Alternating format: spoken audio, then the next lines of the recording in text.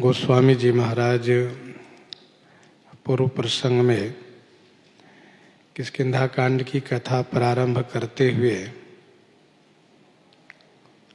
यह कहा कि आगे चले बहुरी रघुराया ऋष्यमूक पर्वत नियराया। श्री रघुनाथ जी बहुरी माने पुनः पंपा सरोवर से आगे चले तो ऋष्यमुख पर्वत के निकट में आ गए। ऋष्यमुख पर्वत, इसका नाम है ऋष्यमुख पर्वत।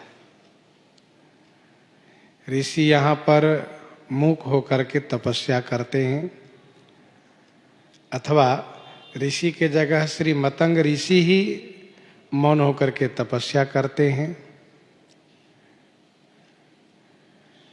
श्री अयोध्या जी के प्रसिद्ध साकेतवासी पूज्य संत श्री स्वामी राम वल्लभ शरण जी महाराज,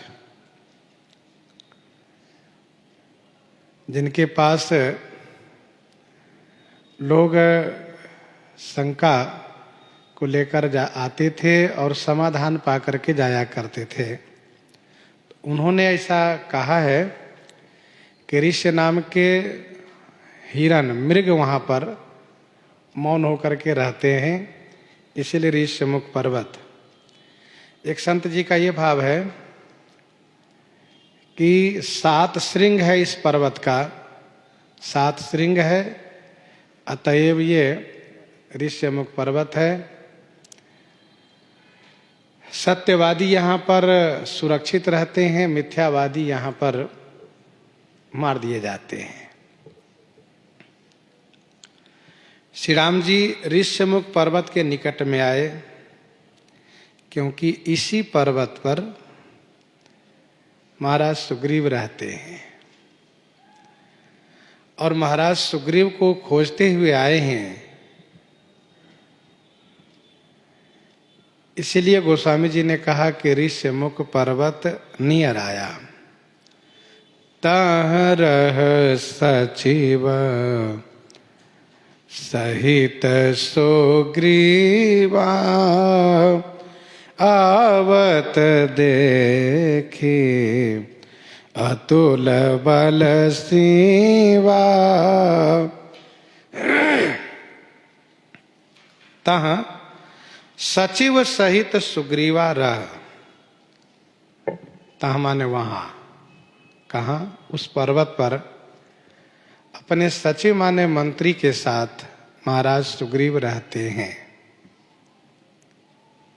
उन्होंने अतुल बल की सीमा, अतुलनीय बल की सीमा माने पराकाष्ठा,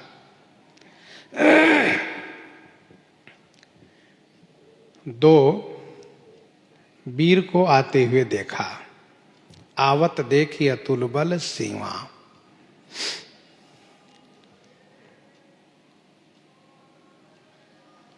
तहरह सचिव सहित सुग्रीवा।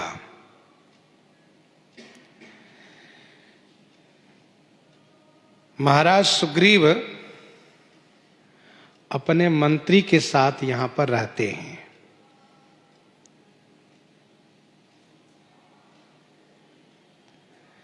राज्य सप्तांग कहलाता है, राज्य सप्तांग कहलाता है। स्वामी, मंत्री, मित्र, कोष, राष्ट्र, किला और सेना। स्वामी, मंत्री, मित्र, कोष माने खजाना, राष्ट्र अर्थात देश, दुर्ग, दुर्ग माने किला और सेना।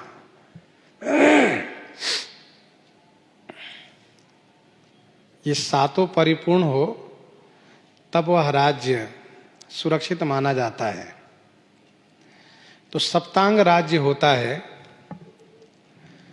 जिस राजा के 5 अंग नष्ट हो गए हो,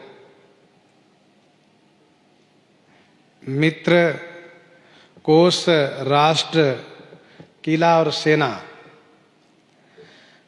परंतु मंत्री अंग उनके साथ बने हुए हैं, तो उस राजा को पुनः राज्य प्राप्त होगा। उस राजा को पुनः राज्य प्राप्त होगा।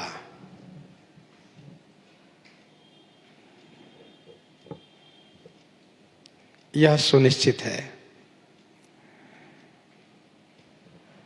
महाराज सुग्रीव के सभी अंग नष्ट हो गए हैं, लेकिन मंत्री अंग इनके साथ बने हुए हैं। ठीक इसी प्रकार से विभीषण जी महाराज भी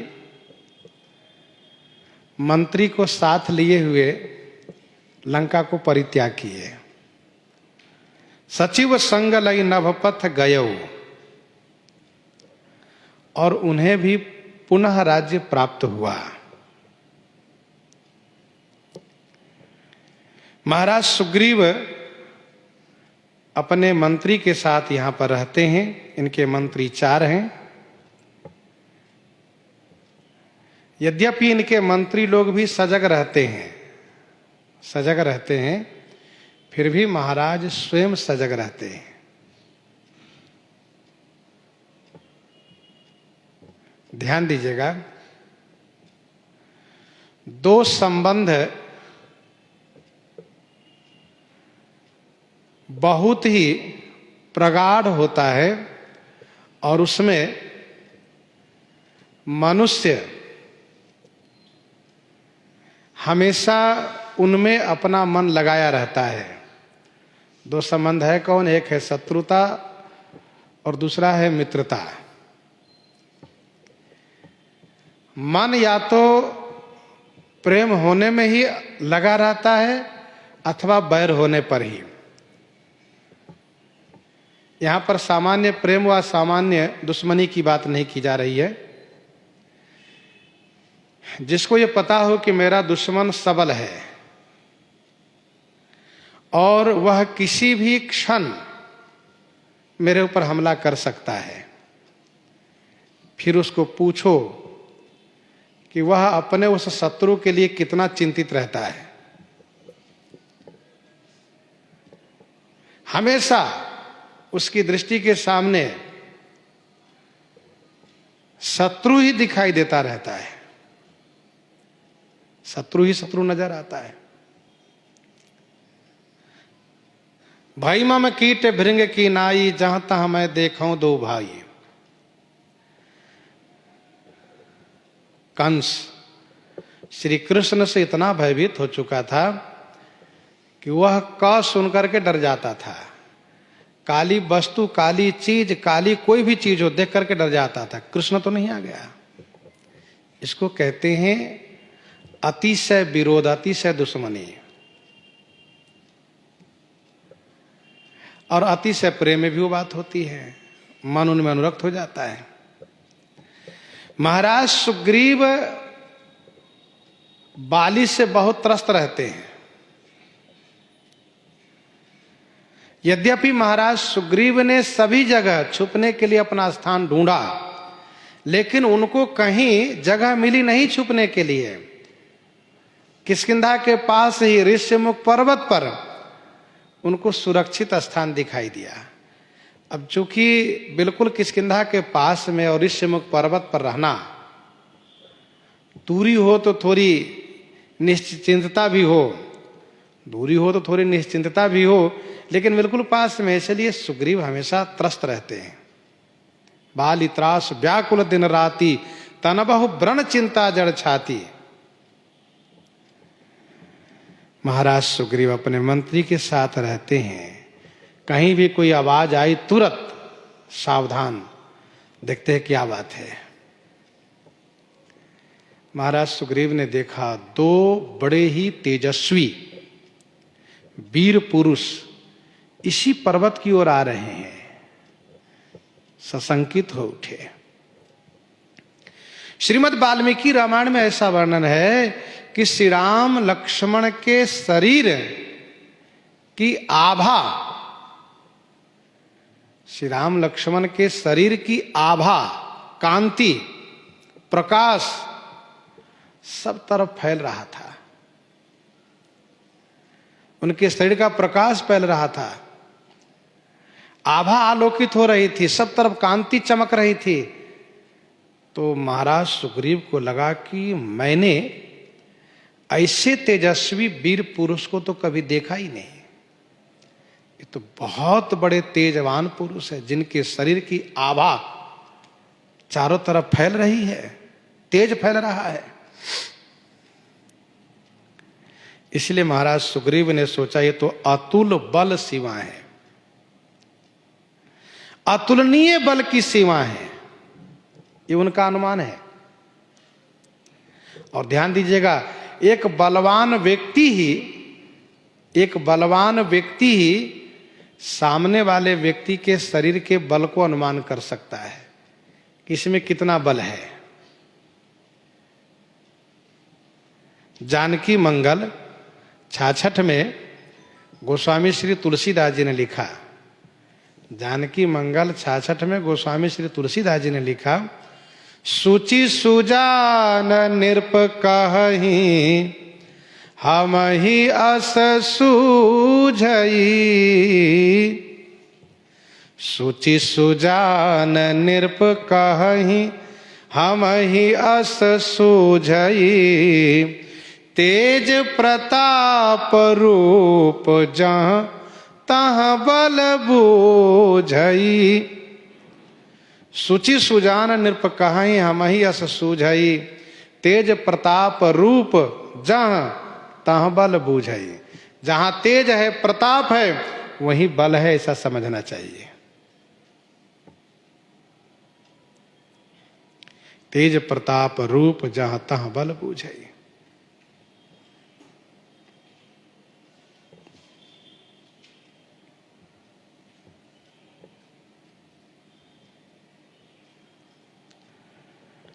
तहाँ रह सचिव सहित सुग्रीवा।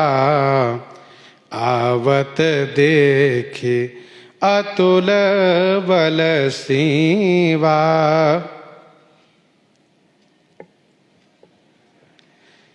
श्री हनुमान जी महाराज जब लंका में गए हैं तो उन्होंने देखा, कहुमाल देह विशाल शैल समान अति बल गरजहीं। अखाड़े में वह पहलवान लोग सब भिड़े हुए हैं। फिर इसके बाद उन्होंने रावण की सभा में उपस्थित होकर के देखा, सबकी ओर देखा, तो उन्होंने यह अनुमान किया कि यदि ये सब मेरे साथ लड़ेंगे तब भी कोई मुझे परास्त नहीं कर पाएंगे। गीतावली सुंदरकांड 13 पद में गोस्वामी जी ने लिखा है, हनुमान जी कहते हैं, देखी मैं 10 कंठ सभा सब।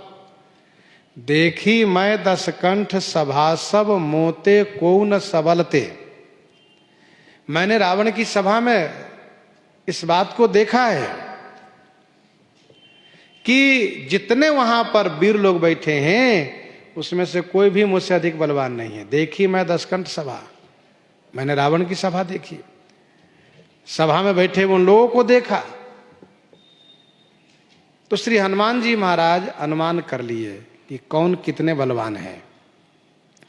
वैसे महाराज सुग्रीव श्री राम लक्ष्मण को देखते ही समझ लिए कि अतुल बल सीमा है श्री राम जी, ये दोनों तपस्वी। अच्छा, इसीलिए श्री हनुमान जी महाराज निश्चिंत हैं लंका में। जब उन्होंने श्री किशोरी जी से कहा कि माता जी मुझे बड़ी जोर की भूख लगी है, आप यदि आज्ञा करें तो मैं थोड़ा फल खा लूं, तो श्री किशोरी जी कहती हैं कि हनुमान, वहां तो बड़े बड़े बलवान राक्षस लोग रखवाली कर रहे हैं, तो श्री हनुमान जी तुरंत कहते हैं, माता जी तिनकर भय माता मोहिना ही, बस केवल आपको कष्ट नहीं होना चाहिए। और मानो संकेत यह है कि जब हम फल खाने जाएंगे और वह यदि दुष्टता किए तो उसका जवाब हम जरूर देंगे। तो आप बुरा नहीं मानिए कि देखो हनुमान आया था मेरी सुधि लेने के लिए और यहां पर लड़ाई झगड़ा शुरू कर दिया। तो श्री हनुमान जी महाराज तुरंत अनुमान कर लिए। वैसे ही महाराज सुग्रीव ने देखा तो समझ लिए कि अतुल बल सीमा, अति सभीत कह सुनो हनुमाना, पुरुष जुगल बल रूप निधाना, अति सभीत कह सुनु हनुमाना। अति सभीत, महाराज सुग्रीव अति सभीत हो गए। सभीत माने डर गए, बहुत डर गए। कह सुनु हनुमाना, उन्होंने कहा हे हनुमान जी सुनिए, जुगल पुरुष बल रूप निधाना, ये जुगल पुरुष बल और रूप के निधान है। ऐसा कहा। अच्छा, श्री रघुनाथ जी चाहते हैं कि सुग्रीव के अंतःकरण में यह विश्वास हो कि श्री राम लक्ष्मण बड़े बलवान हैं। प्रभु ने चाहा इसलिए सुग्रीव को श्री राम जी बलवान दिखाई दिए। क्यों चाहा? इसलिए कि वह हनुमान जी को भेजे मेरे पास। और हुआ भी वही। महाराज सुग्रीव बहुत डर गए। अति सभीत कह सुनो हनुमाना, कांपने लगे महाराज सुग्रीव। मंत्रियों से कहा,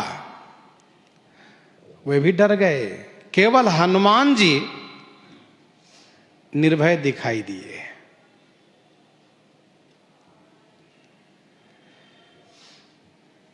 बाली यहां पर क्यों नहीं आता है?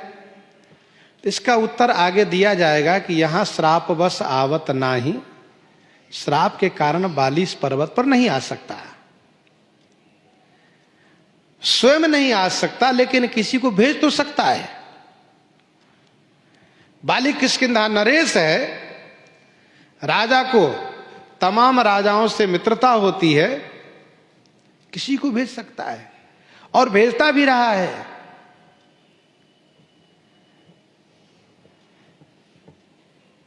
महाराज सुग्रीव उनसे संघर्ष करते थे, लेकिन इन दोनों को देखने के बाद महाराज सुग्रीव ने पहले मान लिया कि इनको परास्त हम नहीं कर सकते, इनसे हम विजयी नहीं हो सकते, इनसे तो हार जाएंगे, इसलिए डरे हुए हैं।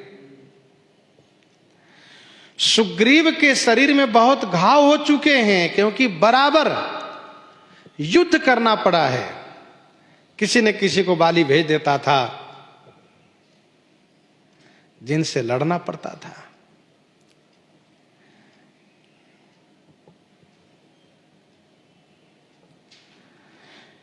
महाराज सुग्रीव बहुत डर करके हनुमान जी से कहते हैं,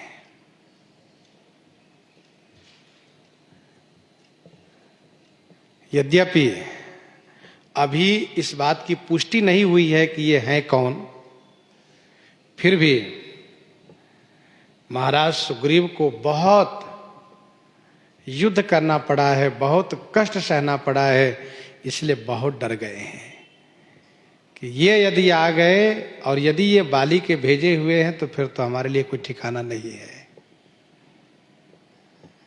विनय पत्रिका 260 में गोस्वामी जी ने लिखा, विनय पत्रिका 260 में, दूध को जरायो पियत फूंकी फूंकी माह्यो है।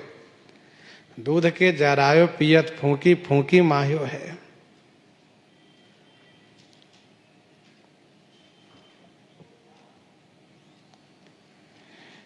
हनुमान जी से कहा, हनुमान जी ये जुगल पुरुष आप देखो, हनुमान जी आप देखिए तो, इतना तेज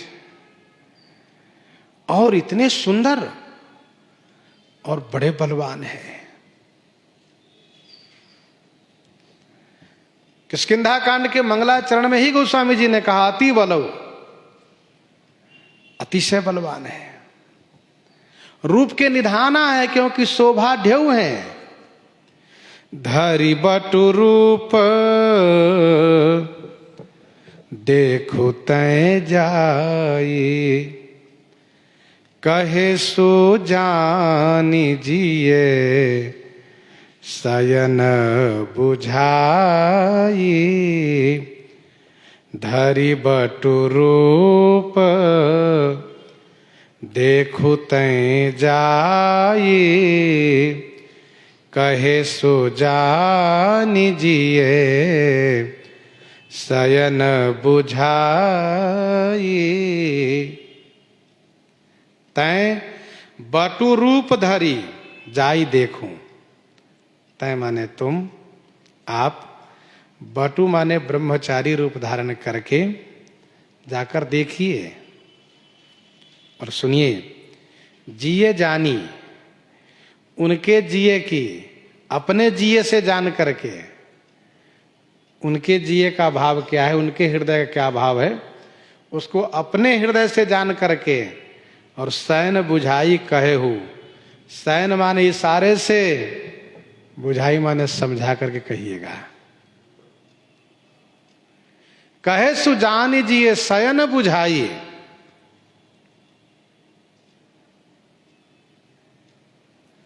धरि बटु रूप देखु तय जाए। महाराज सुग्रीव ने श्री हनुमान जी से बटु माने ब्रह्मचारी रूप में जा करके पता लगाने को कहा। क्यों? इसलिए कि महाराज सुग्रीव के सबसे विश्वसनीय, सबसे अधिक बुद्धिमान और सबसे अधिक शुभचिंतक, हितकारी श्री हनुमान जी ही हैं। और मान लीजिए वानर रूप में गए और कहीं बाली का भेजा हुआ हो और उन्होंने इनको मार दिया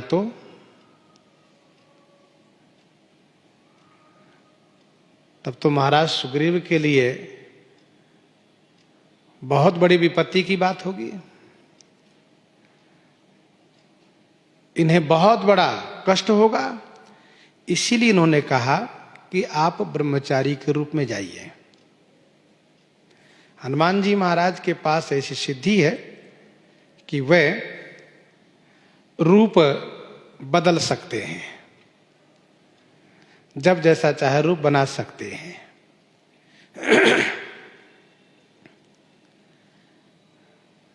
बंदर रूप में एक मनुष्य से जाकर के बात करना महाराज सुग्रीव को उचित नहीं लगा। इसलिए कहा कि ब्रह्मचारी रूप में आप जाइए, विद्यार्थी ब्रह्मचारी बन करके जाइए।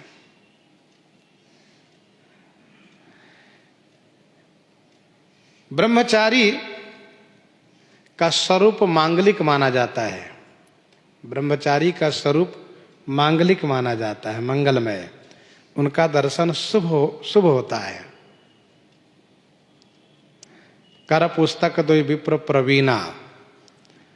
ब्राह्मण ब्रह्मचारी विद्यार्थी अवस्था में वह कल्याणकारी हैं, मंगलकारी हैं, उनके दर्शन कल्याणकारी है।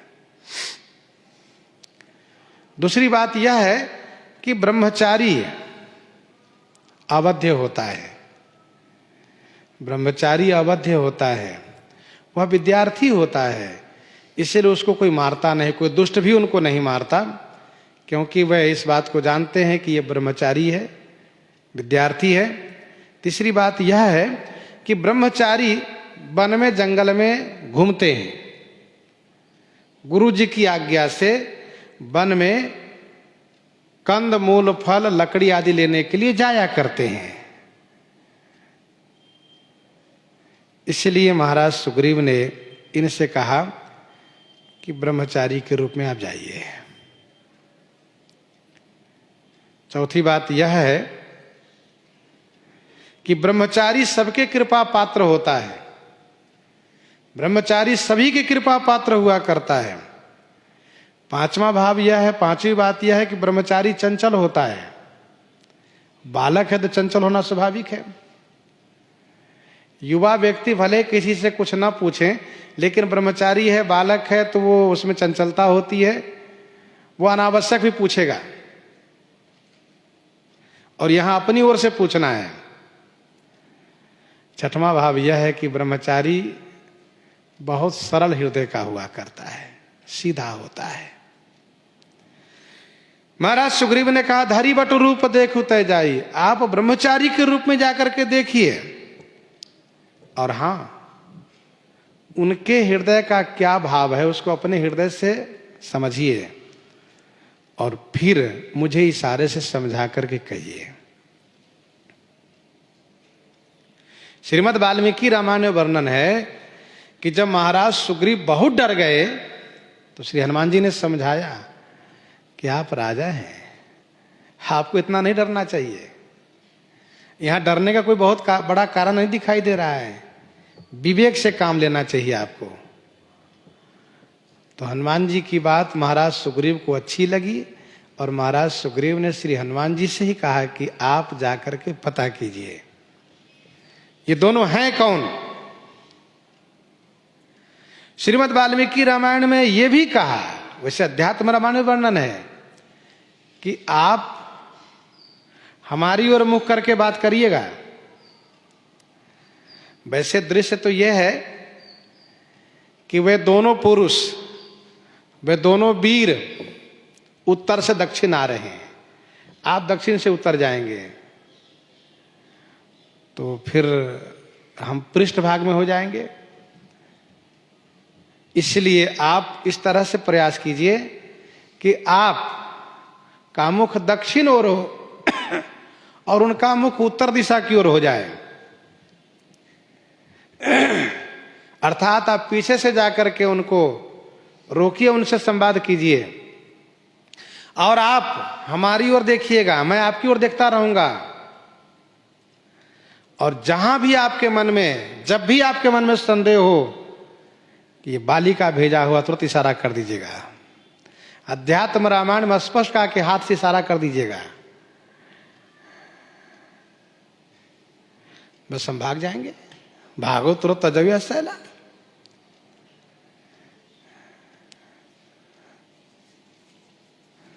प्रश्न ये उठता है कि महाराज सुग्रीव ने तो कहा था कि इशारा करिएगा, हनुमान जी तो इशारा कुछ नहीं किए, वे तो बल्कि पीठ पर बैठा के चल दिए उधर की ओर ही। इसका उत्तर यह है कि जब महाराज सुग्रीव ने देखा कि हनुमान जी चरण में लौट गए हैं और फिर उन्हें श्री राम जी उठाए हैं, हृदय से लगाए हैं, हनुमान जी अपने बानर रूप में आ गए हैं और फिर कुछ वार्ता हो रही है, हनुमान जी हाथ जोड़ रहे हैं, बार बार प्रार्थना कर रहे हैं, तो महाराज सुग्रीव इतना तो समझ ही सकते हैं कि कोई अपने हैं। और फिर महाराज सुग्रीव को तभी ये विश्वास होने लगा कि लगता है मेरे दुख का जो अंधकार है वो छटने वाला है। और जैसे श्री हनुमान जी ने पीठारूढ़ करके प्रस्थान किया, महाराज सुग्रीव तो गदगद होने लगे। फिर यहां इशारे क्या बात है। महाराज सुग्रीव कहते हैं, पठये बाली होहि मन मैला, भागो तुरत तजौ यह सैला, पठये बाली होहि मन मैला। पठये बाली होहि मन मैला। यदि बाली का पठय है तो मन मैला हो ही। ध्यान दीजिएगा, यदि वे बाली द्वारा भेजे गए हैं दोनों, तो उनका मन मैला होगा। आप कुछ बात करिएगा तो वे बात को घुमा करके बात करेंगे, उनका मन साफ नहीं होगा। दूसरा अर्थ यह है कि मन के मैला बाली के द्वारा यदि भेजे गए हैं, मन के मैला बाली ने यदि इनको भेजा है, तो आप समझ लीजिएगा। और तीसरा एक बड़ा सुंदर संकेत यह है कि यदि बाली का भेजा हुआ है तो आप मन मैला कर लीजिएगा, आप उदास हो जाइएगा, बस हम समझ जाएंगे।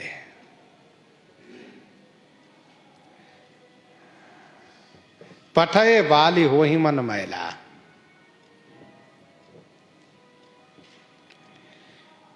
मन के मैला बाली है, इसलिए वह भेजा करता है, अथवा बाली का भेजा है तो वह मन के मैला है। दोनों बातों से पता चल जाएगा आपको। अथवा आप मन मैला कर लीजिएगा, उदास हो जाइएगा।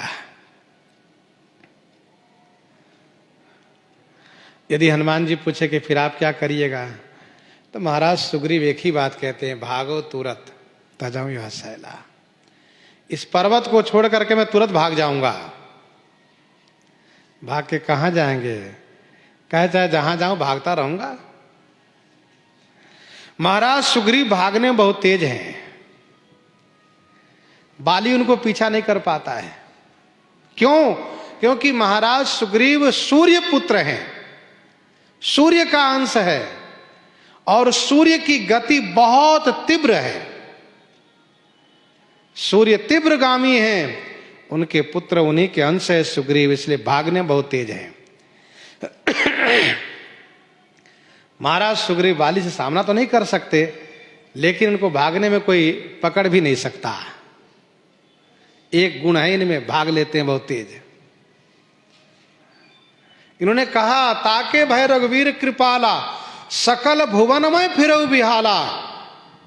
श्रीमद् वाल्मीकि रामायण में वर्णन है कि जब महाराज सुग्रीव ने सभी बंदरों को सब दिशा में श्री सीता जी की खोज के लिए भेजा है, तो बताया है कि पूरब जाने वाले कहां तक आप जा पाओगे, कहां कहां समस्या होगी। उत्तर वाले को बताया, पश्चिम वाले को बताया, दक्षिण वाले को भी बताया कि कहां कहां क्या समस्या हो सकती है। क्यों? कहा मेरा सब घुमा हुआ है, मैं सब जगह गया हूं। भागने में बहुत तेज है, कोई भी इनको पीछा नहीं कर पाएगा। भागो तुरत तजो यह सैला, विप्र रूप धरि कपितः गयऊ, माथ नाई पूछत अस भयऊ, विप्र रूप धरि कपितः गयऊ, माथ नाई पूछत अस भयऊ। विप्र रूप धरि कपितः गयऊ। कपि तह विप्र रूप धरि गयऊ। कपि श्री हनुमान जी महाराज तह माने वहां ब्राह्मण ब्रह्मचारी रूप धारण करके पहुंच गए। माथ नाई पूछत अस भयऊ, मस्तक नवा करके इस प्रकार से पूछते भय। महाराज सुग्रीव ने कहा था कि धरि बटु रूप, हनुमान जी महाराज विप्र रूप धारण किए। स्वाभाविक है मन में यह प्रश्न उठता है कि ऐसा क्यों? तो इसका उत्तर यह है कि बटु का अर्थ ब्रह्मचारी होता है। ब्रह्मचारी अर्थात विद्यार्थी। विद्यार्थी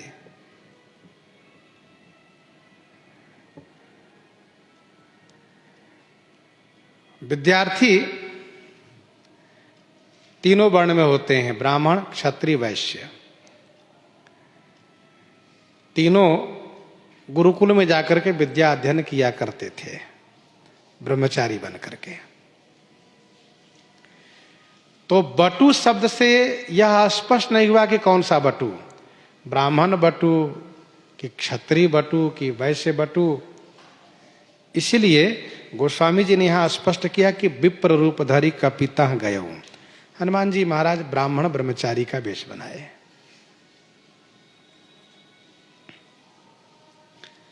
वैसे जहां भी आवश्यकता पड़ी है हनुमान जी महाराज ब्राह्मण वेश ही बनाए हैं।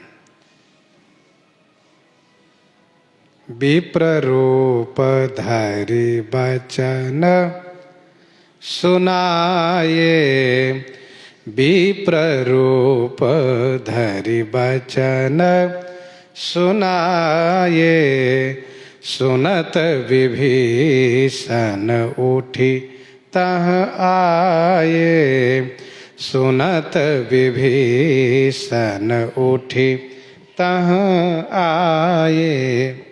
ब्राह्मण बने। श्री भरतलाल जी से मिलना हुआ तब भी विप्र रूप धरि पवन सुत आई गयो जनुपोत।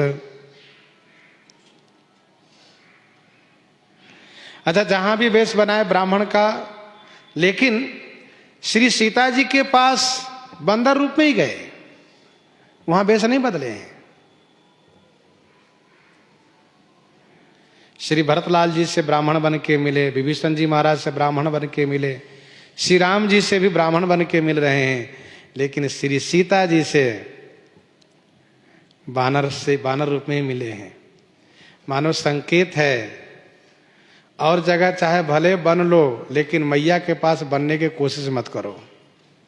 माँ से बेटे को बनना नहीं चाहिए, जैसे हो वैसे माँ के पास उपस्थित होना चाहिए, क्योंकि माँ बनाती है, वहां बेटे को नहीं बनना चाहिए। तो श्री हनुमान जी महाराज वहां बानर रूप में गए। दूसरा कारण यह था, वो परिस्थिति ऐसी थी वहां की। यदि हनुमान जी महाराज वेश बदल करके जाते तो माता श्री सीता जी को फिर विश्वास नहीं होता है।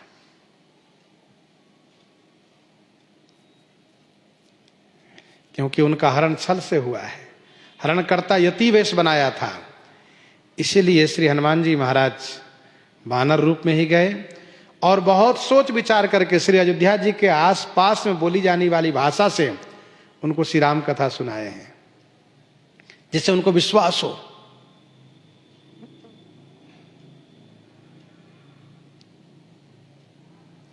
तब हनुमंत निकट चली गए। स्पष्ट है। तो विप्र रूपधारी कपितः गयो, ब्राह्मण ब्रह्मचारी रूप धारण करके श्री राम जी के पास पहुंच गए। माथ नाई पूछत अस भयो, मस्तक नवा करके इस प्रकार से पूछते भय, पूछने लगे। लोगों ने प्रश्न किया कि भाई जब ब्राह्मण बने हैं तो फिर श्री राम जी को मस्तक क्यों नवाए, मस्तक क्यों नवाए, यह प्रश्न है। क्योंकि श्री राम जी क्षत्रिय हैं, तो ब्राह्मण क्या क्षत्रिय को सिर नवावे? इसका उत्तर यह है कि आश्रम धर्म में ब्रह्मचर्य आश्रम से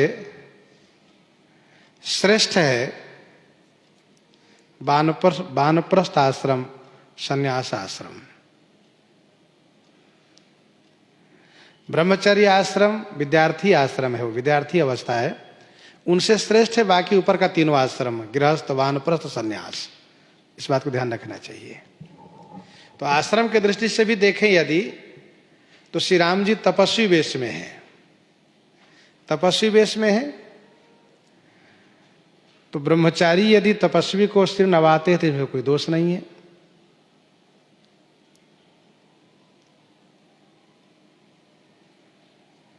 दूसरा इसका समाधान यह है, धर्मशास्त्र यह कहता है कि जिनसे कुछ पूछना हो उनसे विनम्र होकर पूछना चाहिए। अर्थात राम श्याम करके, प्रणाम करके, नमस्कार प्रणाम करके फिर पूछना चाहिए, तो उनको बताने में अच्छा लगता है।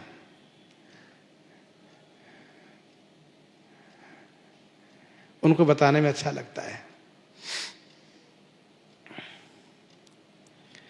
हमें एक बात याद आ रही है। एक व्यक्ति को हमने देखा, वह यदि किसी से रास्ता पूछे तो झगड़ा हो जाए। क्यों? क्योंकि उनकी भाषा कड़क थी और वे चलते हुए व्यक्ति से कहे, सुनो इधर सुनो, ये बताओ कि रास्ता कहां जाता है ये?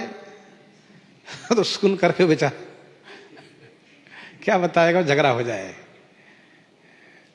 मैंने कहा कि भाई थोड़ा ठीक से पूछा करो, कहा हमारी भाषा ही है। तो भाई काम आप, जरूरत आपको है, पूछना आपको है, तो पूछने वाले को विनम्र होना चाहिए। भैया राम राम, नमस्कार भैया, प्रणाम भैया, ये बताइए कि हमें अमुक जगह जाना है। तो उसको मन यदि न भी हो, कहीं वो व्यस्त भी हो, तभी वो बताएगा जरूर, और जल्दी में हो तभी वो बता के ही जाएगा। तो विनम्रता की बातें अलग होती। धर्मशास्त्र कहता है कि पूछने के पूर्व उनसे विनम्रता पूर्वक पेश होजिए, विनम्रता पूर्वक पेश होइए, फिर इसके बाद उनसे पूछिए विनम्र बन करके। मिला ही किरात कोल वनवासी, मानव जी में लिखा है। देखो मानव जी में सब बात की शिक्षा दी गई है। मिला ही किरात कोल वनवासी, कौन मिल रहे हैं? किरात कोल वनवासी, बैखा अनस बटु जति उदासी। और श्री भरतलाल जी करी प्रणाम पूछे ही जयते ही, सबसे प्रणाम करते हैं। अब आप एक छत्री होकर कोल भील को प्रणाम करते हैं, ये प्रणाम करने में कोई दोष नहीं है।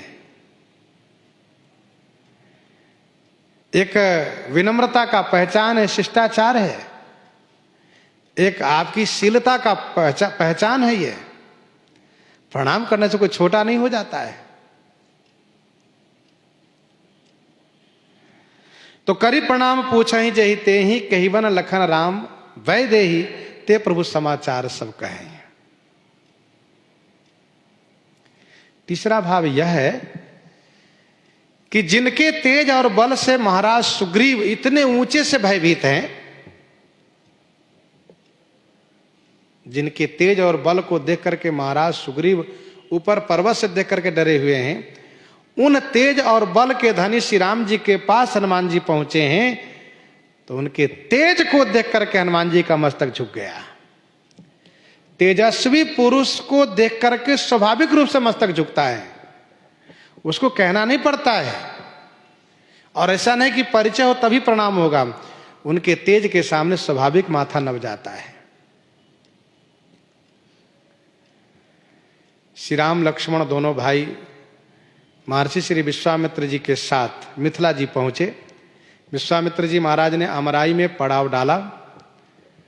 श्री मिथिलेश जी को सूचना मिली। श्री मिथिलेश जी महाराज ससमाज श्री विश्वामित्र जी से मिलने आए। तब तक श्री राम लक्ष्मण पुष्प वाटिका की ओर चले गए थे।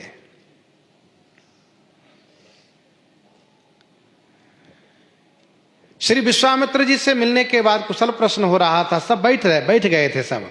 उसी बीच श्री राम लक्ष्मण दोनों भाई आते हैं। उठे सकल जब रघुपति आए, उठे सकल जब रघुपति आए। अब आप जरा सोचिए कि उसमें ब्राह्मण भी है, श्री शतानंद जी हैं, संग सचिव सूचि भूरी भट्टा भूसुर बर गुरु ज्ञाति, सब लोग हैं। सब उठकर खड़े हो गए। श्री राम जी का तेज है, सब उठकर खड़े हो गए, सबने अभ्युत्थान किया। ये तेज श्री राम जी का तेज। श्रीमद् भागवत जी में वर्णन है, श्री परीक्षित जी की सभा में, उनके समाज में बड़े बड़े ऋषि मुनि विराजित हैं, और जब श्री सुखदेव जी का आगमन होता है तो सब उठकर खड़े हो जाते हैं। यह श्री सुखदेव जी का तेज है। वहां उनके वे सब जो रिश्ते में दादा लगते हैं, परदादा लगते हैं, सब बैठे हुए हैं वहां पर। बड़े बड़े पुराने ऋषि लोग हैं। ये उनका तेज है।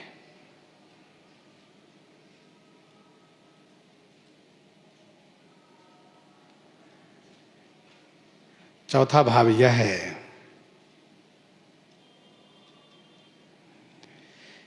कि श्री राम जी बुद्धिमताम वरिष्ठम है। हनुमान जी ने जैसे देखा वैसे उनको आभास हो गया, अरे ये तो ईश्वर है, देवता है ये। और अच्छा हुआ कि सिर नवा करके प्रणाम करके पूछने लगे देव भाव से, नहीं तो हनुमान जी को बाद में बहुत खेद होता, अरे बताओ मैं ऐसे बहस करना बोलना शुरू कर दिया, प्रणाम तक नहीं किया, और उनको बहुत गलानी होती बाद में। इसीलिए हनुमान जी का ये भाव बहुत अच्छा हुआ। और भक्त और भगवान के बीच भाव का निर्वाह यूं ही हो जाता है। तो ईश्वर भाव से, देव भाव से सिर नवा करके पूछने लगे। पांचवा भाव यह है कि हनुमान जी महाराज भी तो ज्योतिष शास्त्र के ज्ञाता हैं। हनुमान जी महाराज भी ज्योतिष शास्त्र के ज्ञाता हैं। उन्होंने श्री राम जी के दर्शन करते ही समझ लिया कि ये विशेष है। राज लखन सब अंग तुम्हारे, ये बहुत बड़े राजा है। ये भले तपस्वी वेश में है पर हैं राजा। और राजा माने ईश्वर का स्वरूप, नरा नाम च नराधिपम।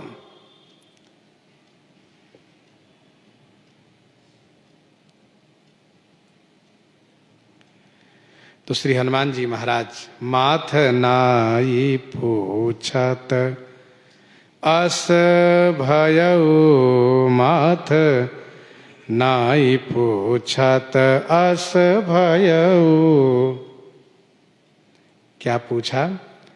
को तुम श्यामल गौर शरीरा, क्षत्रिय रूप फिरहु बन बीरा।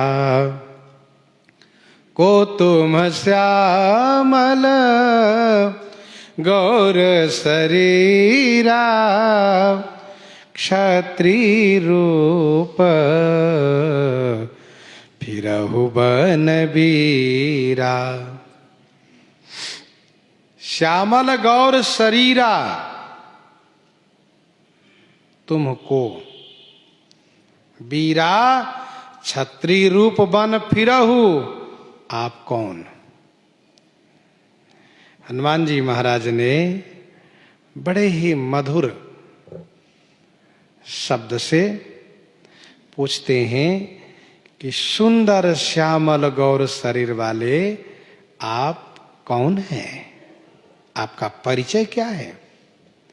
हे वीर पुरुष, आप क्षत्रिय रूप में वन में परिभ्रमण कर रहे हैं, आप कौन हैं? इसका मतलब ये हुआ, हनुमान जी कहते हैं कि आप क्षत्रिय रूप में दिख रहे हैं पर क्षत्रिय है नहीं, आप क्षत्रिय रूप में दिख रहे हैं आप।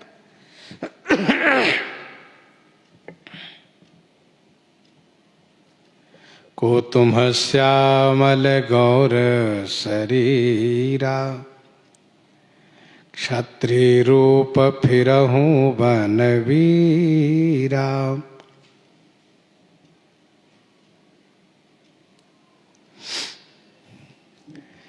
आप क्षत्रिय रूप में है कौन? कहने का भाव यह है कि धनुष बाण लिए हैं, इसका मतलब यह नहीं कि आप क्षत्रिय ही हैं, आप और भी कोई हो सकते हैं। कहिए क्यों? इसलिए कि ब्राह्मण भी अस्त्र शस्त्र धारण करके वीर रूप में दिखाई दिए हैं। कौन? कहा श्री परशुराम जी। कट्टी मुनि वसन तून दोई बांधे, कमर में मुनि वस्त्र और उसमें 2 तरकस बांधे, धनुषर कर कुठार कल कांधे। तो और द्वापर युग में श्री द्रोणाचार्य जी, उनका तो कहना था कि भाई मुख पर वेद, मुख में वेद, जिह्वा पर वेद और हाथ में धनुष बाण, अस्त्र शस्त्र, यानी शास्त्र भी और शस्त्र भी दोनों रखते थे श्री आचार्य द्रोणाचार्य जी। तो इसीलिए श्री हनुमान जी महाराज ने कहा कि क्षत्रिय रूप फिरहु बनवीरा। ये क्षत्रिय रूप में, हे वीर, आप वन में विचरण कर रहे हैं, आप हैं कौन? श्रीमद् वाल्मीकि रामायण में हनुमान जी ने देखा तो उनको लगा कि ये तो सिंह के समान है, नरश्रेष्ठ नरसिंह है।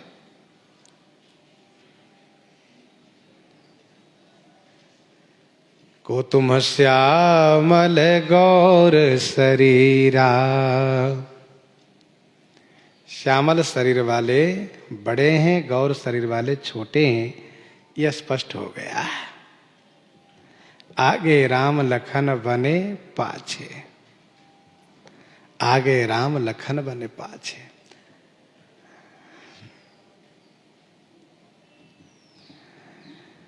अच्छा, अस्त्र शस्त्र धारण जो भी करता हो वह वीर कहलाता है। देख कुठार बाण धनुधारी, भई लरी कही रिस वीर बिचारी। तो धनुष बाण से आप लगते हैं वीर क्षत्रिय, लेकिन आप क्षत्रिय हैं नहीं, ऐसा मानो संकेत है। फिर आगे कहते हैं कठिन भूमि कोमल पद गामी, कवन हेतु बिचरहु वन स्वामी।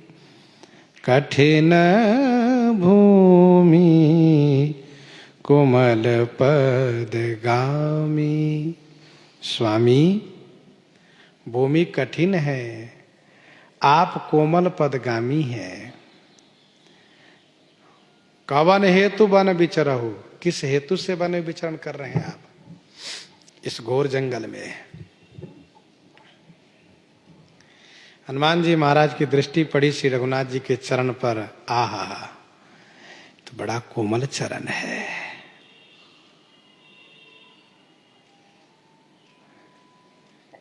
इस चरण से इस कठिन भूमि, पथरीली भूमि, कठोर भूमि पर चलते हैं।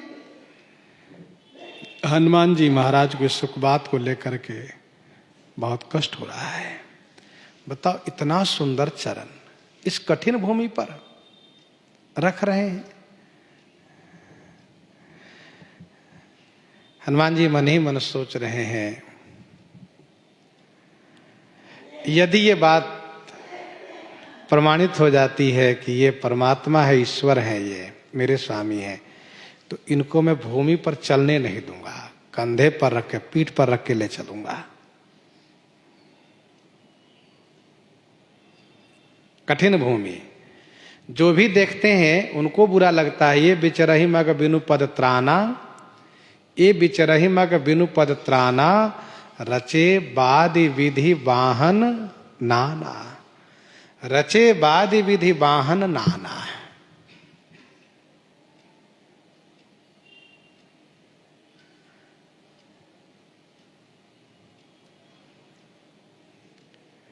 मार्ग चलहु पयादे ही पाए, ज्योतिष झूठ हमारे ही भाई।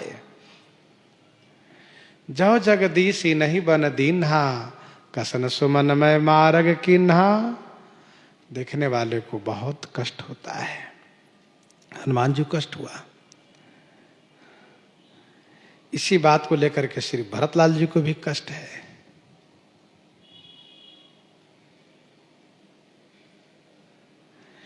कवन हेतु विचरहु वन स्वामी। हे स्वामी, किस कारण से वन में आप विचरण कर रहे हैं।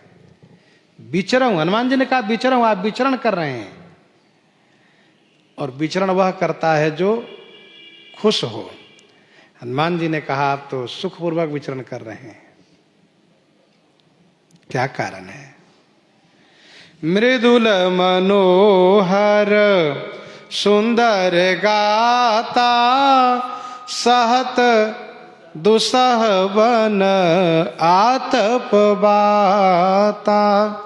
सहत दुसह वन आतप बाता।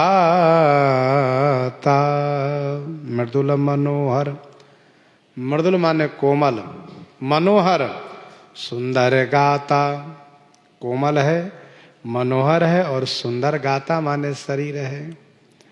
सहत दुसह वन आतप बाता। बन के दुसह, दुसह माने कठिन, न सहने योग्य।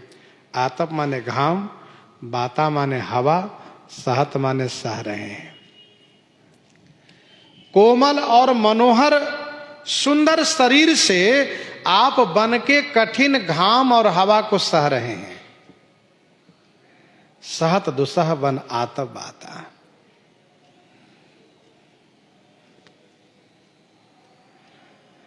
श्री हनुमान जी दो नाम ले रहे हैं, आतप बाता। जबकि श्री राम जी श्री किशोरी जी से कहते हैं कि कानन कठिन भयंकर भारी घोर घाम हिम बारी बयारी। घाम हिम बारी बयारी चार नाम लेते हैं। श्री भरतलाल जी भी चार नाम लेते हैं। अजिन बसन फल असन मही सैन डासी कुशपात बसी तरु तर नित सहत हिम आतप वर्षा बात।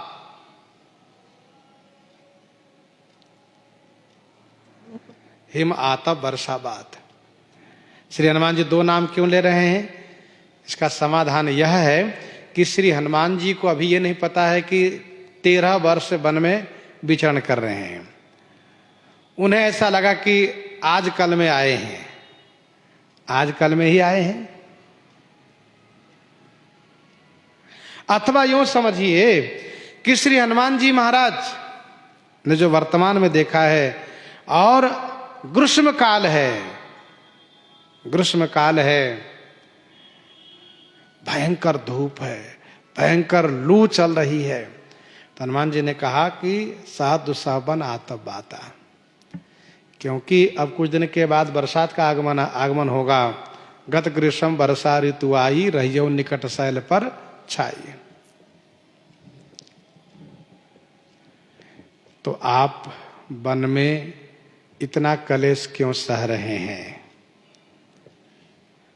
इसके बाद श्री हनुमान जी कहते हैं, हनुमान जी पूछते गए। पहले पूछा आप कौन, फिर पूछा आपके विचरण का हेतु क्या, कवन हेतु विचरो वन स्वामी। फिर पूछा कि सुंदर शरीर, ये तो राजमहल में रहने वाला शरीर, सुंदर कोमल बिस्तर पर रहने वाला शरीर, आँखिन में सखी राखी वे जोग। अब हनुमान जी एक महान भक्त हैं, उनकी दृष्टि में विशेष रूप से श्री रघुनाथ जी कोमलता आ रही है। जैसे जैसे देखते जा रहे वैसे वैसे उनकी मधुरता कोमलता की ओर दर्शाती जा रही है। पूछा साधु साहबान आता बाता, क्यों बन के इस घोर घाम और हवा क्यों सह रहे हैं आप? फिर इसके बाद देखा तो हनुमान जी महाराज को लगा रही है, तो कोई और भी लग रहे हैं। तब पूछा कि तुम तीनी देव मह को नर नारायण कि तुम दो कि तुम तीनी देव मह को। कि माने क्या? तुम माने आप, तीनों देव में से कोई है कि अथवा नर नारायण तुम दो, आप नर नारायण दोनों हैं।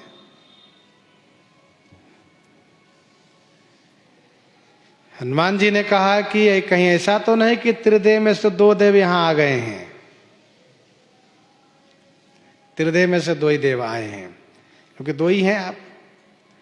एक के बारे में तो स्पष्ट हो रहा है कि एक हैं विष्णु, अब दूसरा ब्रह्मा जी है कि शंकर जी, इसका हम निर्णय नहीं कर पा रहे हैं। या तो आप विधि हरि है अथवा तो आप हरिहर है, क्योंकि श्री ब्रह्मा जी और शंकर जी का रंग एक जैसा है। भगवान विष्णु श्याम रंग के हैं। इसलिए कहा कि तुम तीन देव मह को।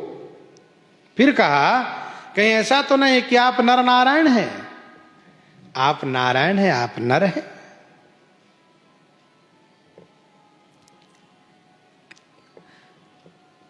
श्री हनुमान जी महाराज ने इसलिए ऐसा अनुमान अपना व्यक्त किया कि उनको आभास होने लगा। और भगवान विष्णु का अवतरण होता है, भुजबल विश्व जितब तुम जहिया धरिय विष्णु मनुज तनु तहिया। और भगवान नर नारायण का अवतरण हुआ है सहस्र कवची को मारने के लिए। इसलिए पूछा कि नर नारायण की तुम दो, और फिर पूछते हैं जग कारण तारन भव भंजन धरनी भार, कि तुम अखिल भुवनपति लीन्ह मनुज अवतार, लीन्ह मनुज अवतार।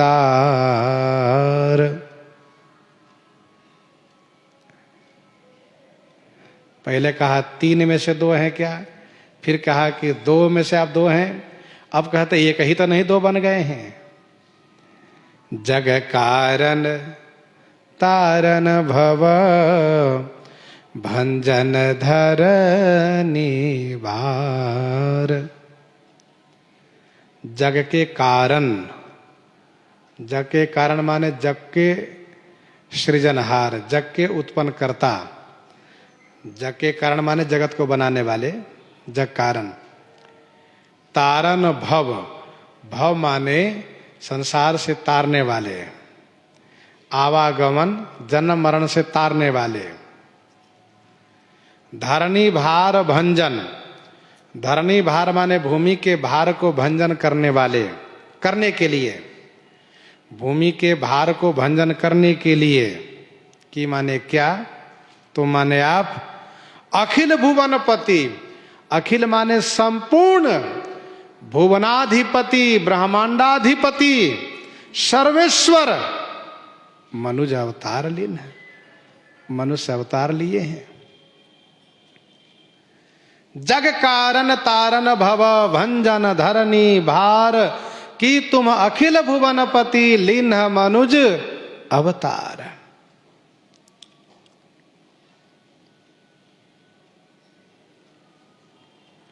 जग कारण तारन भव, जग के कारण रूप, भव के तारने वाले, धरनी भार को नष्ट करने वाले। कहीं ऐसा तो नहीं कि आप ही संपूर्ण ब्रह्मांडाधिपति भुवनाधिपति सर्वेश्वर पूर्ण ब्रह्म परमेश्वर परमात्मा मनुष्य अवतार लिए हैं। ध्यान दीजिएगा, हनुमान जी के विचार में भी भगवान विष्णु का अवतरण होता है, लेकिन साथ साथ हनुमान जी के विचार में सर्वेश्वर पूर्ण ब्रह्म परमेश्वर का भी अवतरण होता है। कि तुम 3 देव महको, 3 देव, फिर 2 देव, फिर एक ब्रह्म एक है, एक ही अनेक बनते हैं। मनुज अवतार, मनुज अवतार इसलिए लिए क्योंकि भूमंडल पर मनुष्यता लोप हो गई है, लोगों में आसुरी भाव आ गया है, मानव भाव जा रहा है, चला जा रहा है। तो उस मानव भाव को प्रस्थापित करने के लिए मनुष्य अवतार लिए हैं। अथवा तो रावण मरण मनुज कर जाचा, रावण ने मनुष्य को छोड़ करके बाकी सबसे अपने आप को अमर होने का वरदान पाया है, इसलिए उसे मारने के लिए मनुष्य बने हैं आप।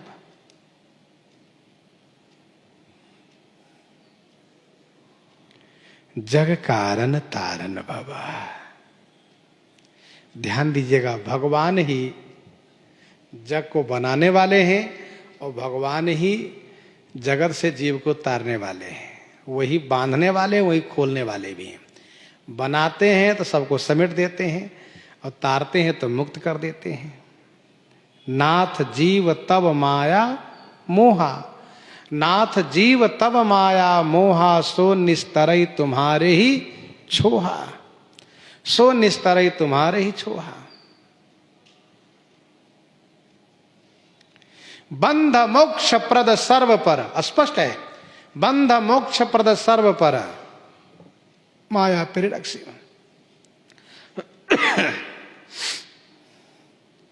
जगत के कारण रूप हैं भगवान।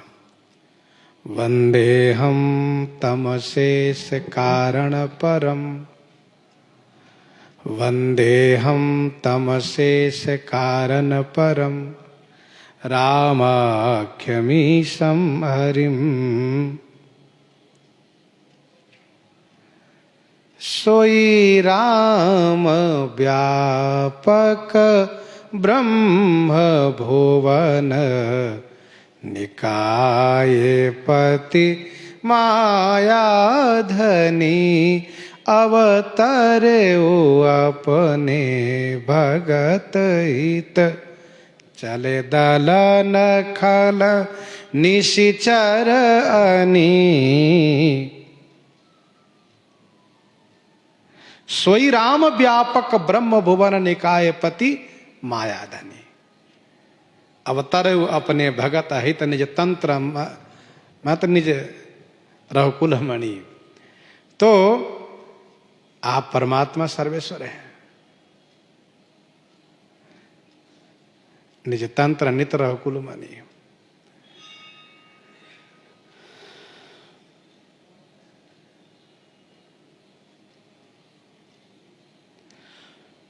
पुरुष प्रसिद्ध प्रकाश निधि प्रगट परावर नाथ। पुरुष प्रसिद्ध प्रकाश निधि प्रगट परावर नाथ रघुकुल मणि मम स्वामी सोई कही शिव नायो माथ। तो सर्वेश्वर का अवतरण होता है। भगवान शिव ने भगवती सती को ही तो समझाया, अवतार हुए अपने भगत हित निज तंत्र नित रघुकुल मणि। सोई राम व्यापक ब्रह्म भुवन निकाय पति मायाधनी। ये कौन है? कहा जासु कथा कुंभज ऋषि गाई भगत जास में मुनि सुनाई।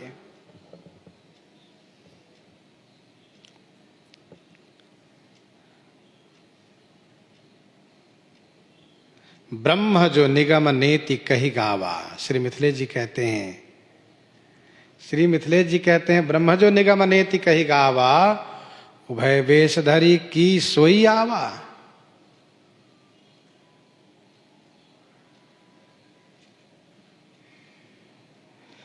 भगवान सर्वेश्वर पूर्ण ब्रह्म परमेश्वर भक्तों के हितार्थ अवतार लिया करते हैं।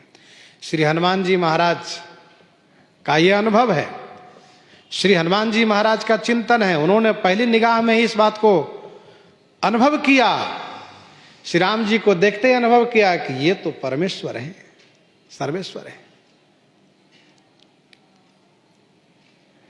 भंजन धरणी भार, पृथ्वी के भार को हरण करने के लिए अवतार होता है आपका। पृथ्वी का भार है क्या? पृथ्वी का भार है दुष्ट। गिरि सरि सिंधु भार नहीं मोही, जस मोहि गर्वे एक परद्रोही। उसको आप समाप्त करते हैं कि तुम अखिल भुवन पति लीन मनुजय अवतार। श्री हनुमान जी महाराज पूछते गए, श्री राम जी को बीच में बोलने का मौका नहीं दिए। अभी हनुमान जी ने भी सोचा जो जो मन में आ रहा सब पूछ लूं इकट्ठे, सब पूछ लिए। तब श्री हनुमान जी महाराज चुप हुए और फिर श्री राम जी उत्तर देना प्रारंभ किए हैं। सो श्रवण हम लोग आगे करेंगे। प्रसंग को यहीं पर हृदयांगम करते हुए आइए श्रवण करते हैं श्री विनय पत्रिका से।